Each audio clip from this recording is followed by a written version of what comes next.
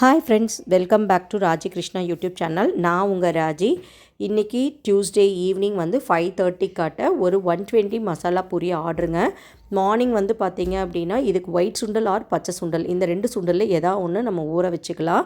நான் ஒரு 5 hours சுண்டல் ஊற வச்சு குக்கரில் 5 சவுண்ட் விட்டு எடுத்துக்கிட்டேன். இந்த சுண்டலில் பார்த்திங்கன்னா மினிமம் ஒரு 7 உருளைக்கிழங்கை தோல் நீக்கி குக்கர்லேயே வேக வச்சு எடுத்துகிட்டேன். ஒரு 5 சவுண்ட் விட்டாவே போதுங்க, நல்லா வெந்துடும். எடுத்துகிட்டு ஸ்மாஷ் பண்ணி இந்த மசாலா பூரி குழம்பு எப்படி வைக்கிறதுன்னு சொல்லிடு அப்படின்னு சொல்லி என் ஹஸ்பண்ட் சொன்னனால அதை இப்போ நான் சொல்கிறேன். ஒரு 6 to 7 பெரிய வெங்காயத்தை கட் பண்ணிக்கிட்டேன்.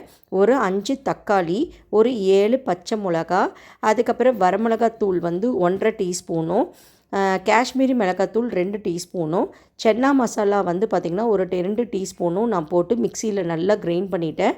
ஒரு வடைச்சட்டியை வச்சுட்டு அதில் எண்ணெய் ஊற்றி கொஞ்சம் சோம்பு சீரகம் போட்டுட்டு அது கொஞ்சம் வந்ததுக்கப்புறம் பெருங்காயத்தூள் ஆட் பண்ணிக்கிட்டேன். அதுக்கப்புறம் வேக வச்சுருந்த இதையும் எடுத்து ஊற்றிட்டேன். மிக்சியில் அரைச்சிருந்த மசாலாவையும் எடுத்து ஊற்றிட்டு நல்லா குழம்பு கொதி வர வரைக்கும் வெயிட் பண்ணிவிட்டு அப்புறம் காரம் உப்பெல்லாம் டேஸ்ட் பண்ணி பார்த்துட்டு இதில் இஞ்சி பூண்டு பேஸ்ட்டு மறக்காமல் போட்டுக்குங்க, பெருங்காயத்தூளும் மறக்காமல் போட்டுங்க. காரம் உப்பு டேஸ்ட் பண்ணி பார்த்துட்டு நமக்கு எவ்வளோ காரம் வேணுமோ அதில் ஆட் பண்ணிக்கலாம்.